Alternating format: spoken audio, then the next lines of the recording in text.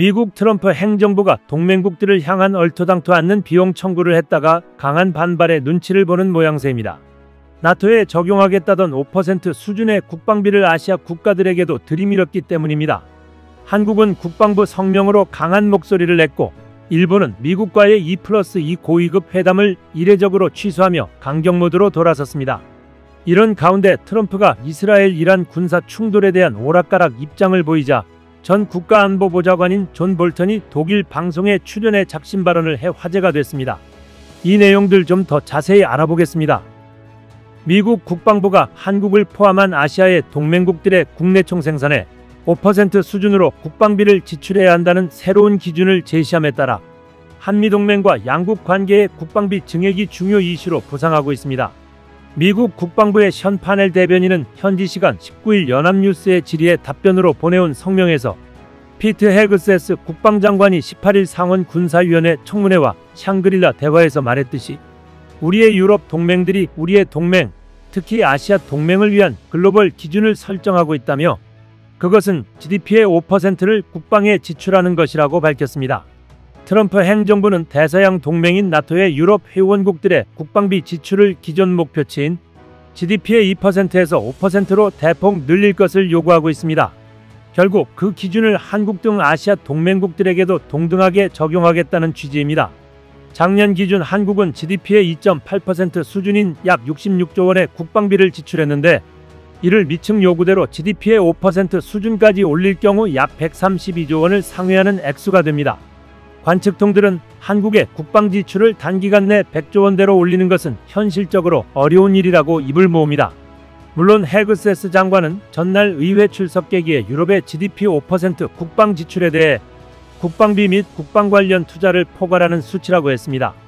이건 그냥 자신들의 무기 구매와 방위비를 대폭 올리는데 넉넉한 예산을 잡으라는 말밖에 안 되는 소리입니다.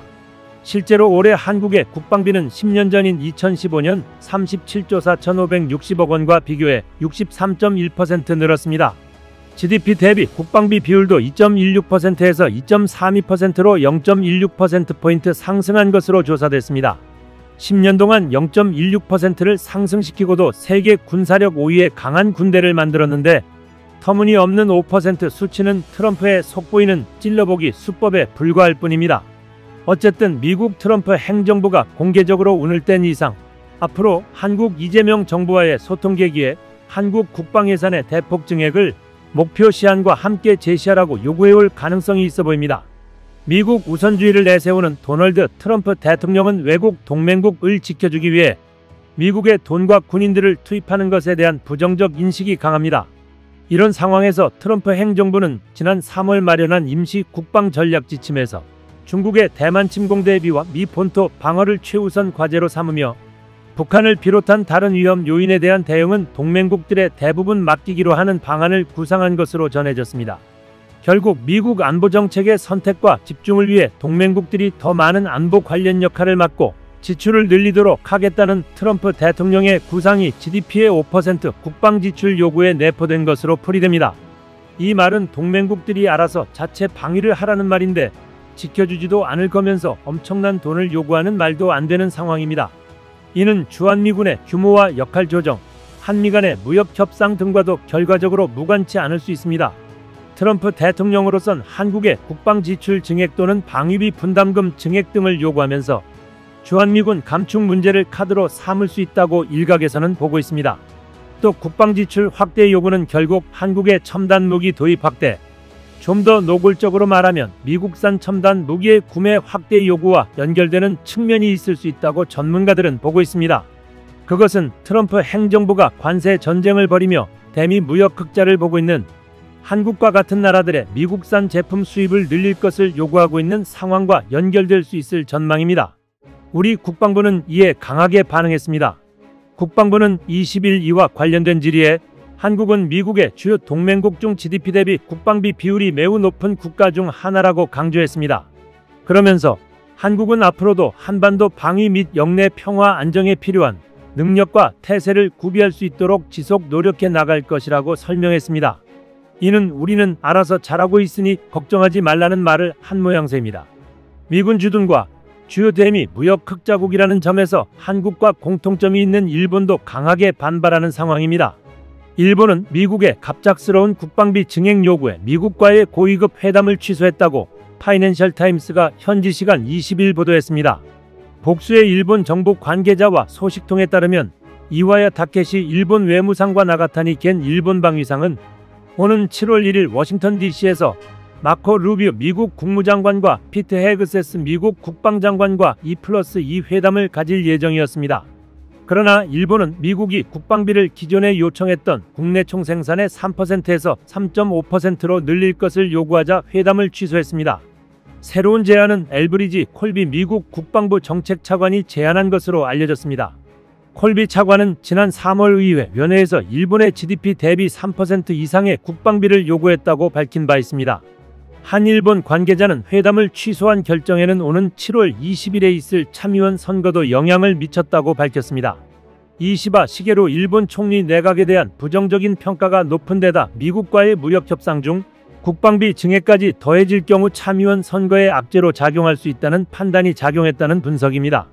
조 바이든 행정부에서 백악관 국가안전보장회의 NSC 동아시아 담당 국장을 지냈던 크리스토퍼 존스턴은 일본은 2+2 회담이 미일 동맹의 강력함을 정치적으로 보여줄 수 있는 소중한 기회이기에 매우 높은 우선순위에 두고 있다며 일본이 회담을 선거 이후로 연기한 것은 양국 관계의 현황과 전망에 대한 상당한 불안을 느끼고 있다는 신호라고 말했습니다.